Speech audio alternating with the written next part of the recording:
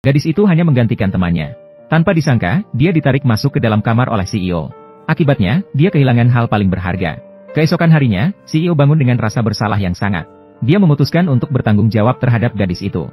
Maka dia meninggalkan gelang warisan keluarga sebagai tanda. Kemudian dia meninggalkan secarik kertas kecil dan pergi.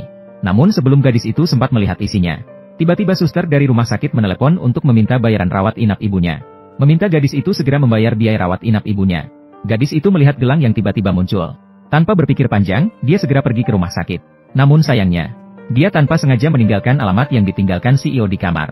Sementara itu, CEO baru saja menerima telepon dari asistennya, mengatakan bahwa tidak ada gadis yang sesuai dengan deskripsi yang diberikan kepadanya di kamar. CEO yakin bahwa gadis itu tidak bersalah. Maka dia memutuskan untuk mencari gadis itu sendiri. Namun sayangnya, dia tidak menyadari truk besar yang datang mendekat. Ketika dua mobil bertabrakan, asap putih langsung muncul. Sang direktur juga langsung pingsan. 1 bulan kemudian, untuk membuat sang direktur bahagia, maka memutuskan untuk menikah dengan keluarga Cho. Tanpa mengetahui bahwa putri kedua dari pihak lain tidak ingin menikahi seseorang yang dalam keadaan vegetatif, maka memohon kepada ayahnya untuk meminta kakak tiri dari ayahnya untuk menikah menggantikannya. Sementara gadis ini sedang khawatir tentang biaya rumah sakit yang tinggi.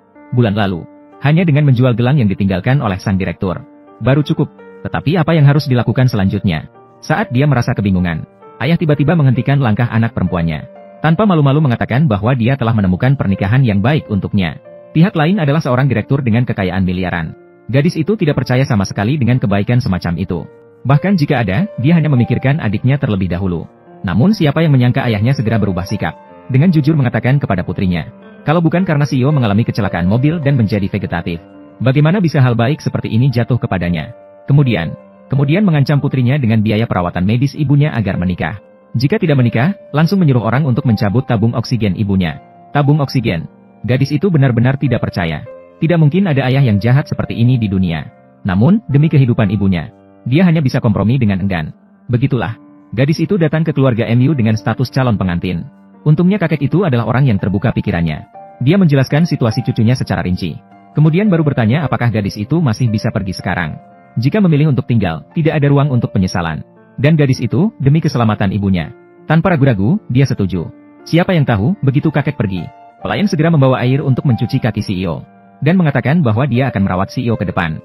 Biarkan dia yang mengurusnya. Karena semakin cepat terbiasa, semakin cepat bisa menguasainya.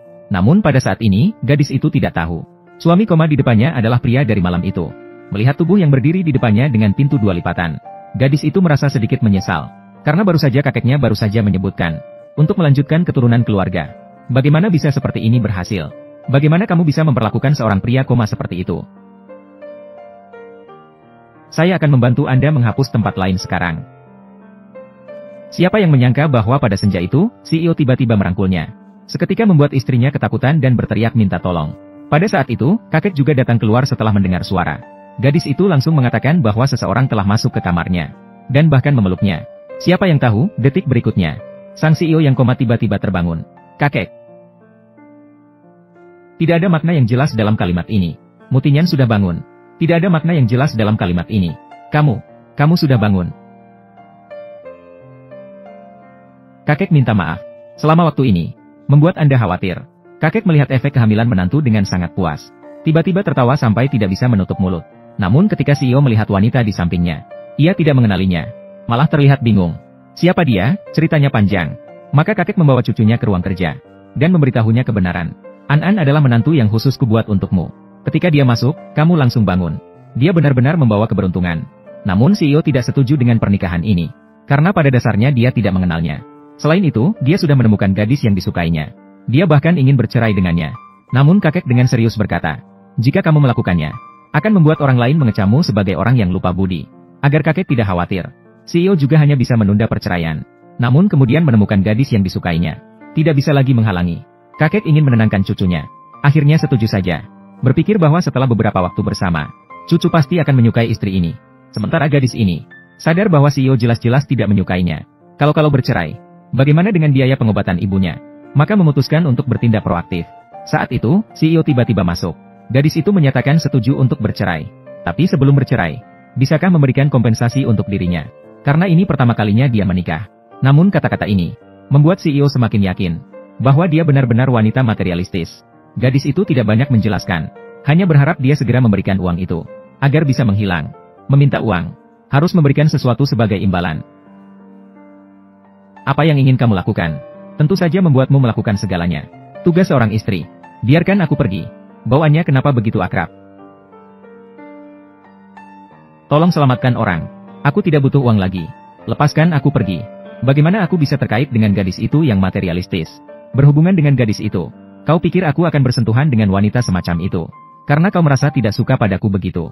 Kalau begitu aku akan pergi dulu. Besok pagi, kita pergi mengurus surat cerai, tunggu sebentar. Aku membiarkanmu pergi kan? Menyakiti harga diri orang lain itu menyenangkan baginya, kan? Kakek sekarang dibuat bingung olehmu. Aku tidak setuju kita bercerai. Asalkan kau setuju untuk bertransaksi denganku. Uang bukanlah masalah. Transaksi apa? Kakek sekarang menganggapmu sebagai bintang keberuntungan keluarga MU. Kau tinggal di sini untuk membuatnya tenang. Ketika saya menemukan seseorang yang saya sukai, kau pergi dengan sukarela. Aku akan memberikan 1 miliar sebagai kompensasi jika aku setuju.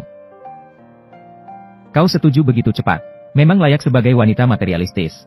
Jadi, kau harus berperilaku baik di depan kakek. Jangan biarkan dia mengetahui transaksi kita. Baik, bolehkah saya mengajukan permintaan? Katakan. Kamu berjanji. Ke depan, kecuali dalam situasi darurat. Apa hubunganmu denganku? Tidak akan ada kontak fisik lagi. Kamu lepaskan. Meskipun kamu berlutut memohon padaku. Kamu tidak akan bisa. Baiklah, kartu ini. Sebagai biaya hidupmu. Tidak ada batasan. Terima kasih. Ke depan, aku akan tidur di lantai. Aku tidak akan mengganggu istirahatmu.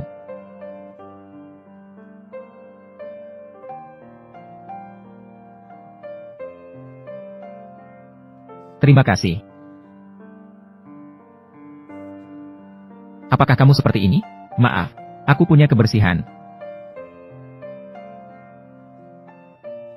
Kamu mau pergi kemana? Kamu mau apa? Bagaimana? Aku tidak tahan dengan tingkat ini. Lepaskan dia. Lepaskan dia. Mau kabur? Lepaskan sekarang. Lepaskan. Lepaskan dia. Kamu baik-baik saja? Mau aku panggil dokter untukmu? Bukankah kamu ingin kabur? Mengapa kamu kembali lagi? Aku tidak ingin. Aku pergi ke rumah sakit untuk mencari ibu. Orang ini benar-benar tidak bisa mengendalikan emosinya. Aku tidak akan membatasi tujuanmu. Tapi, aku baik-baik saja. Saya harap kamu bisa merahasiakan ini. Mengerti? Wanita di hotel malam itu. Bagaimana keadaan kita? Waktu memisahkan orang. Jaraknya terlalu lama. Bagaimana? Tanpa meninggalkan jejak apapun. Saya tidak tahu apa-apa. Saya tidak tahu apa-apa setelah kejadian itu. Jangan biarkan siapapun tahu tentang malam itu. Kamu pergi dan temui gadis itu. Saya ingin mengejarnya kemanapun dia mau. Gadis. Anan, gadis. Anan, gadis. Apakah ada yang mengganggu pikiranmu? Apakah kamu baik-baik saja? Ada apa? Apakah kamu tahu apa yang sedang terjadi padaku?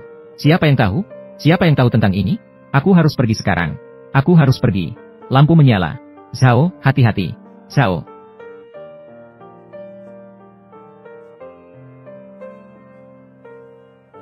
Mungkin temanmu tahu. Jangan khawatir. Istirahatlah. Kamu.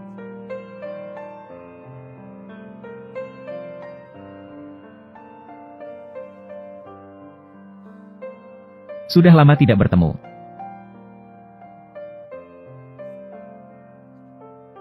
Jika kamu tahu. Jika dia tahu aku tidak. Pertemuan medis. Informasi medis.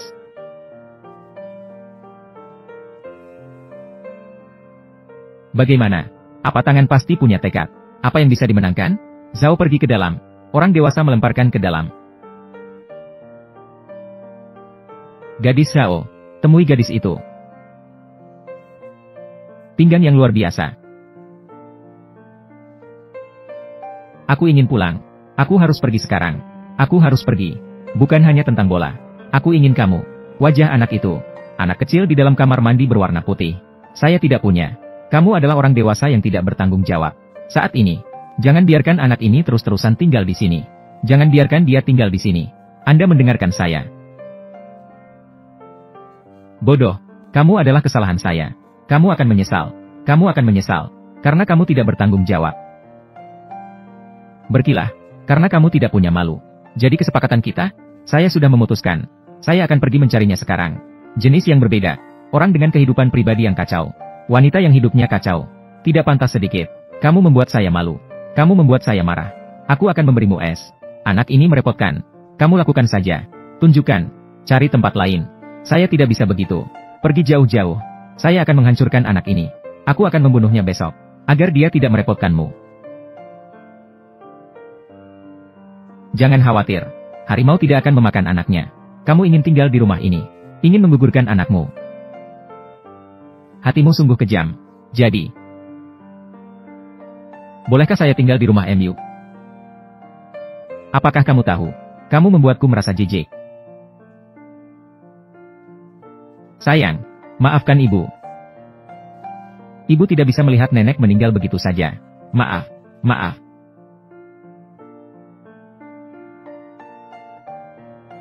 Chu An, waktunya masuk ruang operasi. Musung, saya menemukan informasi tentang Nyonya. Dahulu adalah manajer kamar di hotel itu. Ini adalah catatan kerjanya. Saya dijatuhkan malam itu. Chu An yang bertanggung jawab atas lantai saya. Suite presiden tempat Anda menginap. Tidak bisa naik tanpa kartu akses. Dengan kata lain, wanita itu malam itu sangat mungkin adalah Nyonya. Kapan rekaman kamera pengawas bisa dipulihkan? Masih butuh beberapa hari. Jika malam itu benar Nyonya, maka bayi di dalam perutnya sangat mungkin adalah milikmu. Pergi ke rumah sakit. Sebelum rekaman kamera pengawas ditemukan, bayi itu tidak boleh diaborsi.